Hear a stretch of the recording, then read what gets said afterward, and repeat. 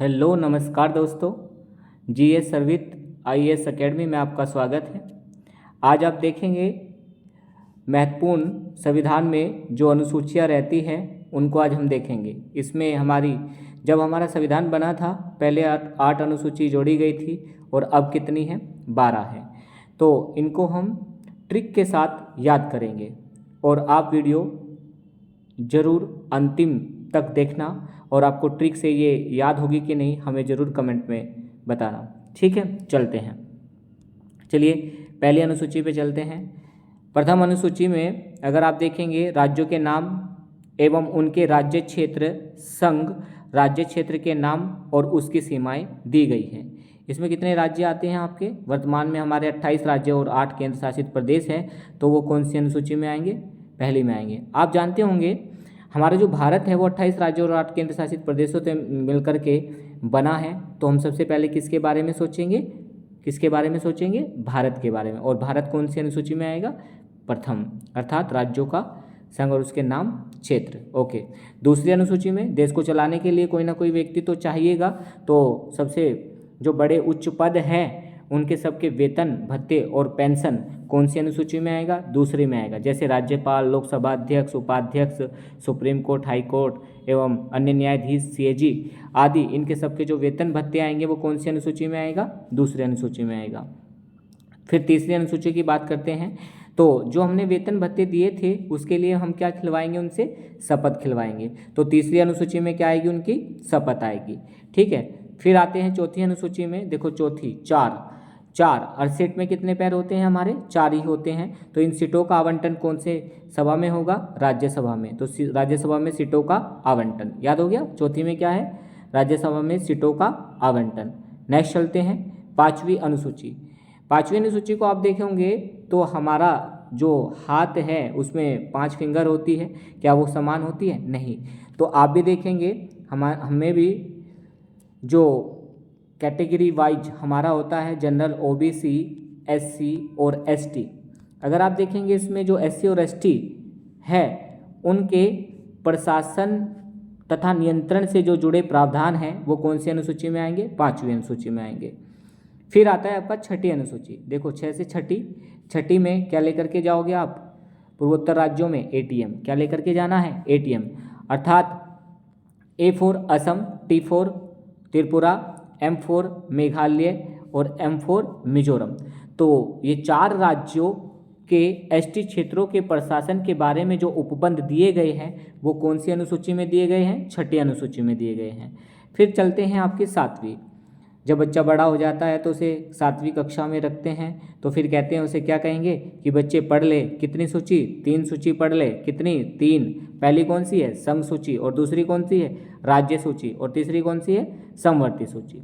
अर्थात संघ सूची सेंट्रल गवर्नमेंट जितने भी व्यवस्था रखेगी, जितनी प्लानिंग करेगी वो संघ सूची के अंतर्गत आएगी। राज्य सूची जो स्टेट अपनी प्लानिंग करेगा और जितनी भी व्यवस्था चलाएगा वो राज्य सूची के अंतर्गत आएगी। और जो दोनों मिलकर के कार्य करेंगे वो किस में आएगी? समवर्ती सूची में आएगी।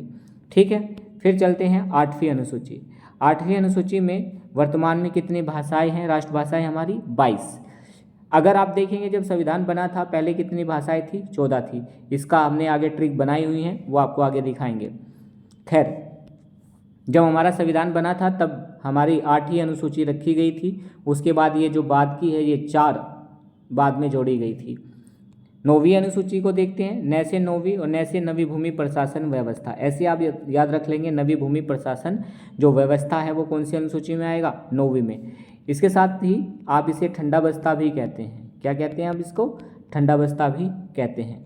नेक्स्ट चलते हैं 10वीं अनुसूची। द से 10वीं और द से आप याद कर लो दल बदल, विरोधी दल व्यवस्था किस में दी गई है? 10वीं में दी गई है। उसके बाद 11वीं अनुसूची।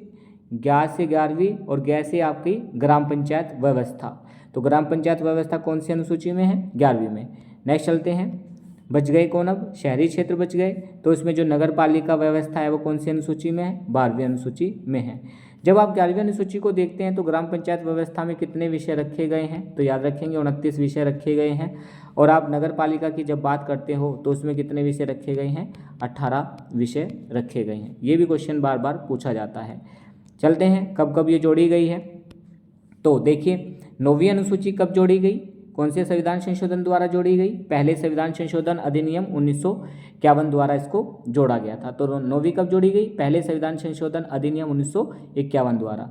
10वीं कब जोड़ी गई, 52वें संविधान संशोधन अधिनियम 1985 द्वारा। कब जोड़ी गई, 52वें संविधान संशोधन अधिनियम 1985 द्वारा। उसके बाद 11वीं अनुसूची कब जोड़ी गई, 73वें संविधान संशोधन अधिनियम 1992 द्वारा जोड़ी गई थी। उसके बाद आप नेक्स्ट देखते हैं 12वीं अनुसूची कब जोड़ी गई, 74वें संविधान संशोधन अधिनियम 1992 द्वारा जोड़ी गई थी। अभी हमने पहले बात की थी कि 8वीं अनुसूची में पहले मूलतः भाषाएं कितनी थी, 14 भाषाएं थी, और अब हाल ही में कितनी है, 22 भाषाएं हैं। तो ये कब कब जोड़ी गई, इनकी ट्रिक आप देख लीजिएगा। 14 में एक जोड़ी तो कितनी हो गई, 15। तो कौन सी भाषा जुड़ी, सिंधी। तो कौन से संविधान संशोधन अधिनियम द्वारा जुड़ी, 21वें संविधान संशोधन अधिनियम 1967 द्वारा इसको जोड़ा गया था। फिर 14 में एक जोड़ी थी, 15 हो गए। तो 15 में कितनी जोड़ी, 3। तो इसका कोड क्या है, सिंधा नमक। ऐसे याद कर लो, ऊपर क्या था, सिंधा, नीचे क्या था, नमक। तो कितनी, 15 और 3 कितनी होगी, 18। कौन से संविधान संशोधन द्वारा जोड़ी गई, 71वें संविधान संशोधन 1992 द्वारा जोड़ी गई थी। उसके बाद आप याद करेंगे 18 में 4 जोड़ी, इसका कोड है BDMS। क्या कोड है, BDMS। टोटल कितनी हो गई, 22।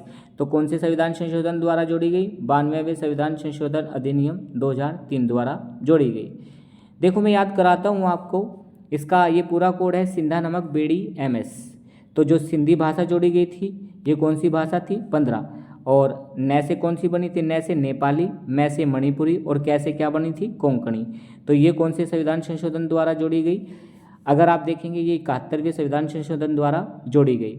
और ये जो BDMS, B for Bodo, D for Dogri, M for Maithili, S for Santhali, ये भाषाएं आपकी बाद में 4 जोड़ी गई थी। तो कौन से संविधान संशोधन अधिनियम थे, तो आप याद कर लो इसको। पहले वाला था 21, दूसरे वाला था 71। अगर आप 21 71 जोड़ोगे तो टोटल कितना आएगा, 92।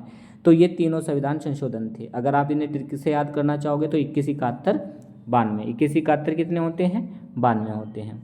तो इस तरह से आप इनको याद कर लीजिएगा। देखिए वीडियो और भी आएगी और ये काफ़ी इंपॉर्टेंट वीडियो रहेगी।